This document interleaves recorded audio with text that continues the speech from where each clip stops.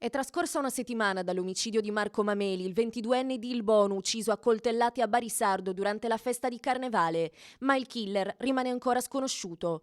Le indagini della Procura di Lanusei, in collaborazione con gli agenti del commissariato di Tortolì, continuano senza sosta. Si procede contro ignoti, nonostante nei giorni scorsi siano circolati alcuni nomi del presunto colpevole, accompagnati da dettagli come paese di residenza e foto. Solo voci infondate, senza prove concrete. Gli investigatori stanno esaminando i filmati girati durante quella festa, che si è trasformata in tragedia, alla ricerca di indizi che possano rivelare l'identità dell'assassino. Finora però nessuna testimonianza ha condotto a un nuovo sviluppo. L'arma del delitto, un coltello di grandi dimensioni, non è ancora stata ritrovata né sul luogo dell'omicidio in via Santa Cecilia né negli immediati dintorni.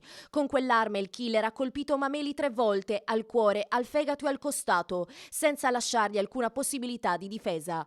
Nel frattempo, mentre le indagini cercano di ricostruire anche la dinamica dell'incidente, che pare sia scaturita da una rissa per motivi ancora sconosciuti, esplosa in un bar affollato e proseguita per strada fino al tragico epilogo, la famiglia di Mameli attende ancora il nulla osta per celebrare il funerale. La cerimonia, prevista per ieri pomeriggio a Il Bono, è stata rinviata. La PM Giovanna Morra non ha ancora autorizzato la restituzione della salma, probabilmente per nuovi accertamenti che potrebbero rivelarsi determinanti per l'inchiesta.